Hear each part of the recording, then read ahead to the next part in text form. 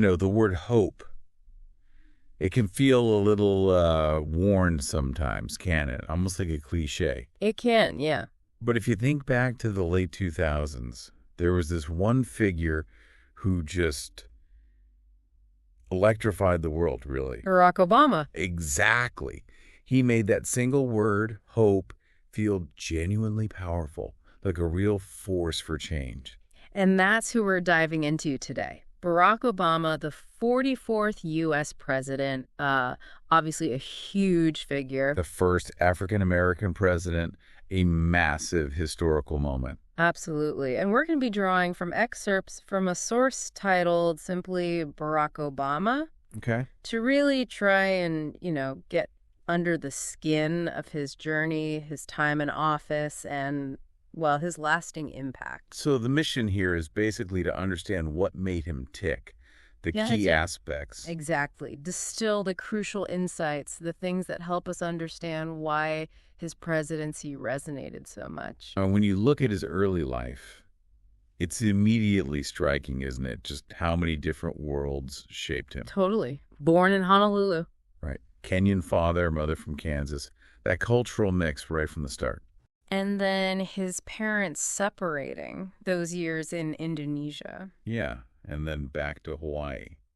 It definitely wasn't like a standard American upbringing. Not at all. And these weren't just, interesting facts for a biography. They really laid the groundwork for how he saw the world later on. You mean the questions he was asking himself? Precisely. He was grappling early on with these fundamental questions. Who am I? Where do I belong? What can I do to make things better? Yeah, and what does it mean to be American? What does it mean to be Black? Big questions. They're universal, sure, but his specific journey gave them a real intensity, I guess. It did. And you see this process of self-discovery playing out. He goes to Occidental College, then Columbia. Getting that academic grounding. Right. But there was clearly this pull towards something more hands-on beyond just studying politics. Which led him to Chicago, the community organizing. Exactly. And that time working in poorer neighborhoods, helping people with jobs, schools, housing, it was really formative. He said it was the best education he ever had, didn't he? He did. Which, coming from someone who then went to Harvard Law School, is pretty powerful. It really tells you something about his belief in, grassroots work. Absolutely. It shows this core idea that change comes from understanding people's actual lives. A bottom-up view. Right. Not just top-down policy. Real leadership means knowing what communities need. Mm-hmm. And then, of course, Harvard Law, being the first Black president of the Harvard Law Review. Mm-hmm. That was huge. Brought in a lot of attention, right? Okay. Because that review is incredibly prestigious. Oh, massively. It signals exceptional legal talent, leadership potential, a big deal in the legal world. And then he comes back to Chicago. Civil rights lawyer, law professor. And that's where Michelle Robinson enters the picture. His mentor at the law firm initially. Yeah, which is a great story in itself, but obviously that professional start turned into something much deeper: marriage, family. And that personal foundation, Michelle, seems like it was just crucial for everything that came next. You get that sense, definitely, Yeah. especially navigating the political world. From the Illinois State Senate, then the U.S. Senate. A steady climb. Leading up to that 2008 presidential run. And that message, yes, we can. Wow. It wasn't just a slogan. No, it tapped into a real feeling, didn't it? A desire for something different, for possibility. And then the inauguration. January 20th, 2009. What a moment. Incredible. Standing there on the Capitol steps. It was freezing cold, apparently. Right. But the feeling was just warmth and excitement, wasn't it? You could feel the history. Palpable. And using Lincoln's Bible for the oath. Powerful symbolism, underscoring the weight of it all. It really did. But, that symbolism quickly ran up against some harsh realities. He inherited an absolute storm, didn't he? The Great Recession. Oh, yeah. Businesses closing, people losing jobs, banks failing. A deep, deep crisis. So what was the immediate response? He moved fast. That big economic stimulus package. Controversial, irony. Very, very. But the idea was, classic Keynesian economics, government spending on infrastructure, schools, trying to protect jobs, basically injecting money to stimulate demand. Right, trying to stop the bleeding and rebuild. But yeah, lots of debate about whether it worked or the scale of it. Always is, with policies that big. And at the same time, he's tackling healthcare. Another huge, long-standing issue. Millions uninsured, costs soaring. Exactly. Which led to the Affordable Care Act, or Obamacare, passed in 2010. The goal being to get more people insured. Primarily, yes.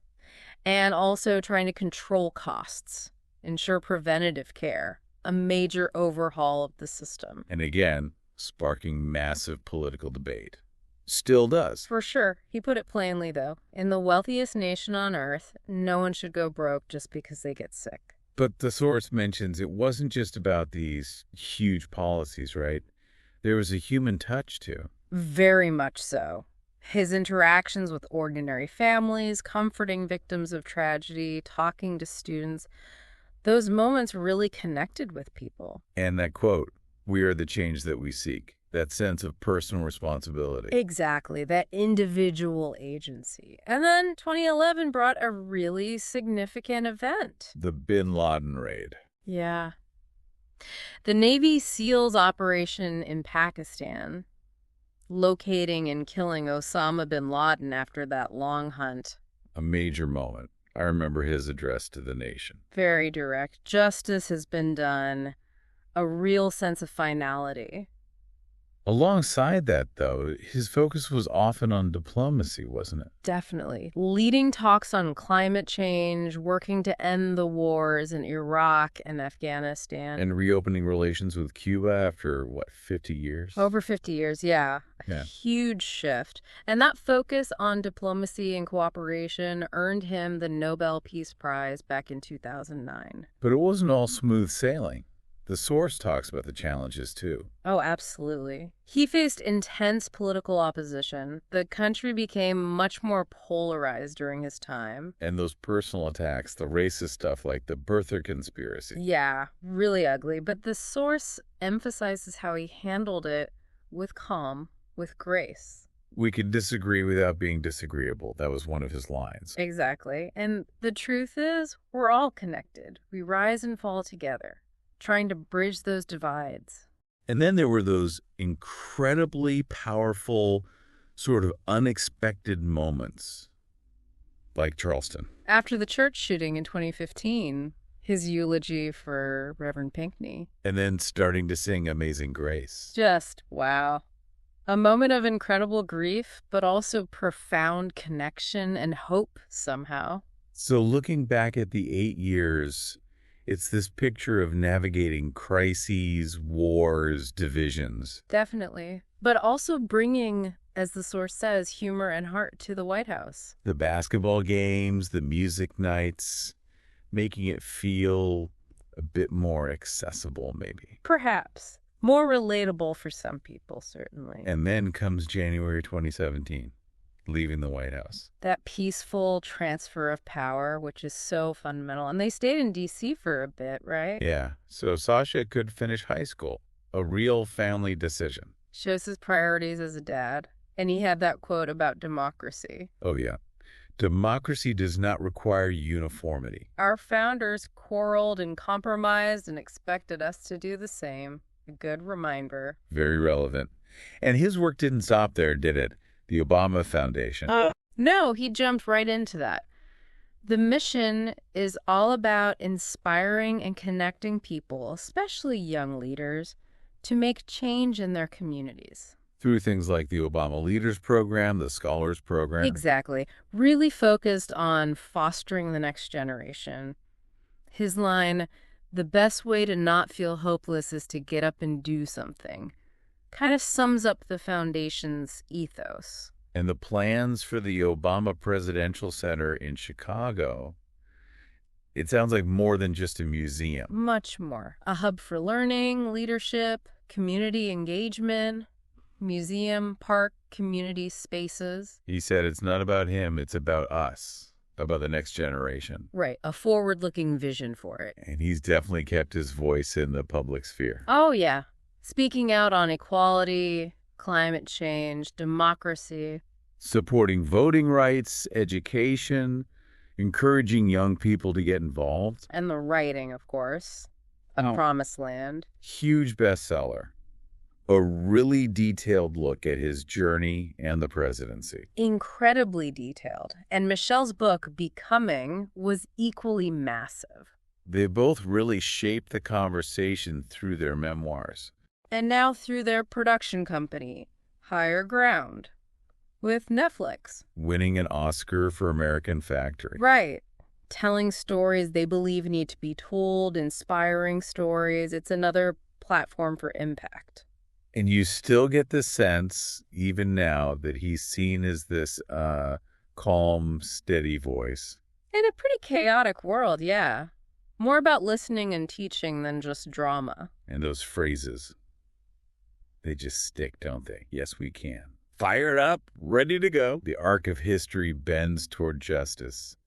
They become part of the language. They really have. So ultimately, the legacy, it seems like it's more than just laws passed. It's about inspiration, isn't it? Especially for young people. That feeling of being seen. Exactly. Leading with purpose, not just power. And that quote captures it. "I believe in the power of stories, voices. Together, we can build a better world." So if you pull out the lessons, what jumps out? Well, your background doesn't define your future. That's a big one. Asking questions makes you stronger. Kindness isn't weakness. Hope isn't naive. It's active. And dreaming big plus hard work can actually change things. Absolutely. It's not just about being the first Black president, historic as that was. It's how he led with vision, compassion, heart. Which brings us maybe to the personal side again, to Michelle. Understanding him means understanding that relationship. Definitely. The source digs into that love story, starts at the law firm, she's his mentor. And she wasn't keen initially, right, on dating him. Apparently not, which makes it more relatable somehow. Totally. And that first date, Art Institute ice cream. Sounds pretty normal. Simple, yeah. But Michelle said, "That day, I knew he was different. Something clicked." And the foundation seems to be just deep conversations, shared dreams, respect. Mutual respect, yeah. He admired her strength, her integrity. She admired his calm, his love for people. And she really backed him, didn't she? When he chose community organizing, then politics. Seems like unwavering support. They married in 92, faced the usual challenges. Student loans, busy careers. Right. But they worked as a team. Michelle apparently said, "We were very different. I was practical. He's a dreamer. But we grew stronger together." That's a great insight into their dynamic. It is. And as he rose politically, she was under this intense spotlight, especially during the campaign. The scrutiny must have been immense. Unimaginable. But she handled it with such strength. And that phrase, "When they go low, we go high," became iconic. totally. And as First Lady, she really defined her own role, didn't she? Yeah, the childhood obesity campaign, supporting military families, education, inspiring girls. Made a huge impact. And Barack always acknowledges her importance. "She's my rock." He calls her the most honest, thoughtful person he knows. And the source emphasizes, it's not a fairy tale. It's real, built on trust, effort, respect. Still a team now, right? After the White House. Absolutely. Writing books, the production company, advocating for causes, still supporting each other. So the lesson from their story is it's about growth, Yeah. teamwork. Patience, teamwork, deep friendship, growing together, not being perfect. Which must have been crucial for raising kids in the White House.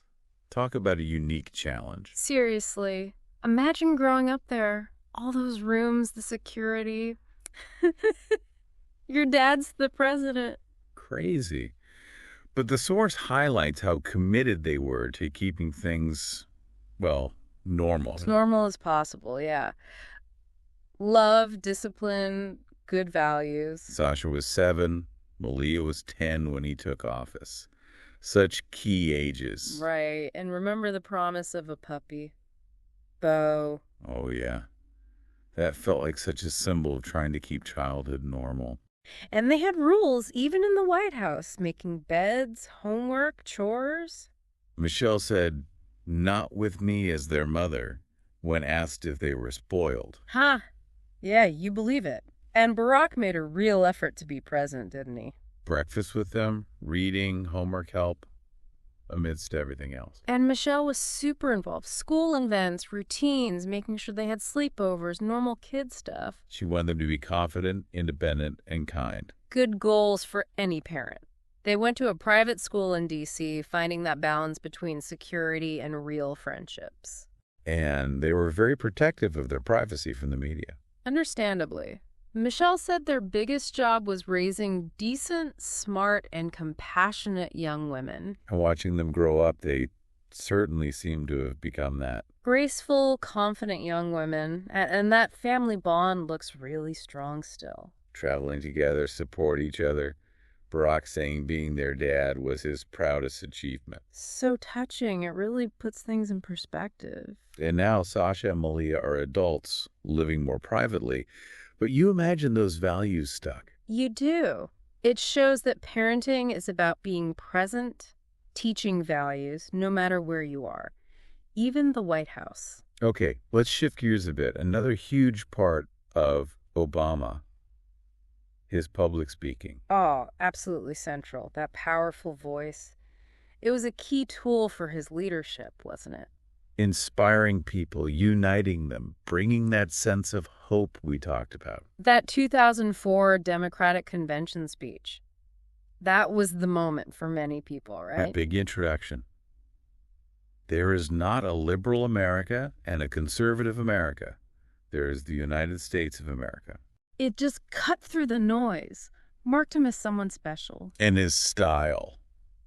It wasn't overly complicated, was it? No, very clear, rhythmic, heartfelt. He used stories, simple ideas to connect. And you felt he believed it. There was an authenticity there. Totally. Which gave his words real weight, whether it was a celebration or a tragedy. Like that 2008 speech on race, A More Perfect Union, tackling such a tough subject. Head on. Referencing the Constitution, saying improvement takes honesty and effort. Challenging but hopeful. And then, yes, we can. Just 3 words. But it became this global symbol of belief in change, didn't it? So simple, so optimistic, so effective. And his response in tragedies. Mm-hmm. We mentioned Charleston already, that compassion. Singing Amazing Grace. It showed his humanity, his empathy in such a powerful way. He also used his speeches to really motivate, especially young people. Yeah, the future is in your hands. Don't let anyone tell you you can't do something. Big focus on education and self-belief. And he carried that onto the world stage, too. Definitely. Advocating for peace, climate action, freedom, cooperation. Positioned himself as a global citizen. It's interesting the source notes why English learners like his speeches. Yeah, the clarity, the slower pace sometimes, the meaningful words. Short sentences, repetition, that emotional connection makes it easier to follow. And it wasn't just the words, was it? It was the delivery. The pauses, the silence. His expressions, body language, all part of the communication toolkit.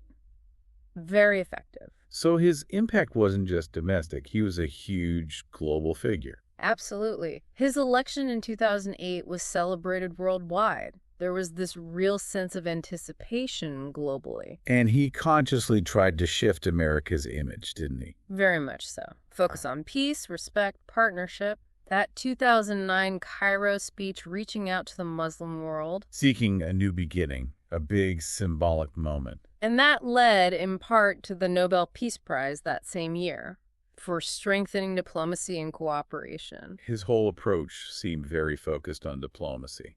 Yeah, the Iran nuclear agreement in 2015 is often seen as an example of that, trying to solve things through talking. And working with allies on big challenges.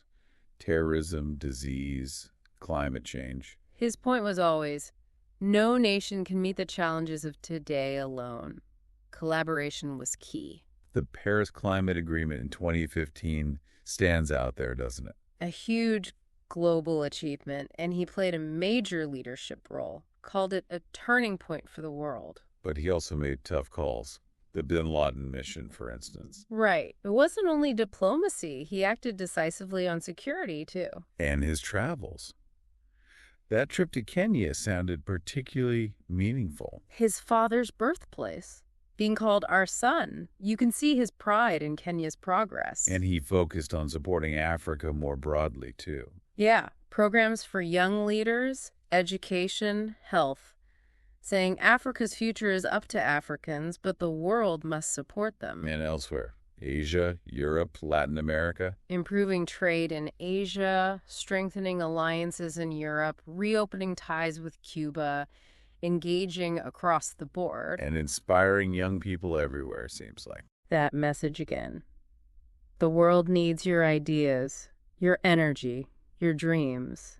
Universal appeal. And that global work continues post-presidency through the foundation. Promoting democracy, education, cooperation, still very much engaged. So the source wraps up by pulling out these 10 life lessons from his journey, which feels like a good way to synthesize things. Yeah, and framed nicely for anyone learning, especially English learners, given his own path and use of language. Okay, let's touch on them. Lesson 1, your story matters. Embrace your background, it's a strength. Like he saw his own possibilities in his father's story. Lesson 2, education is power, lifelong learning. Crucial for language learners too. Absolutely. Best anti-poverty program is a world-class education, he said. Powerful. 3, speak with purpose. Words matter. Practice, speak meaningfully. Tied to number 4, listen before you speak. Understanding others is key. Stand in their shoes. 5, failure is part of the journey. Don't give up. Mistakes are steps. So important. He said making your mark is hard, takes patience, comes with failure. 6, stay calm under pressure. Good advice for life and for speaking a new language. Definitely. 7, hope is a superpower. Not blind optimism, but belief that effort makes things better. 8, unity is stronger than division. Work together. Practice English together. Good connection. 9, be true to yourself. Authenticity builds confidence. And finally, 10, never stop dreaming. Keep pursuing goals with effort and hope. The road ahead will be long, but I've never been more hopeful. A fitting sentiment. So wrapping up this deep dive, we've covered a lot. His journey, leadership, the challenges, the lessons. It's a remarkable story, however you look at it. And for you listening, especially if English is your journey right now, hopefully there's real encouragement here. Yeah, his experiences speak to perseverance, the power of communication, what one person can achieve. We've seen leadership, kindness, hope, recurring themes. Absolutely. It's a story worth reflecting on. So keep learning, keep exploring. Think about his impact, these lessons, how they might connect with your own life. And we'll leave you with those powerful words from Obama himself. Change will not come if we wait for some other person or some other time. We are the ones we've been waiting for. We are the change that we seek. Couldn't say it better. And to that, yes, we can. Yes, you can.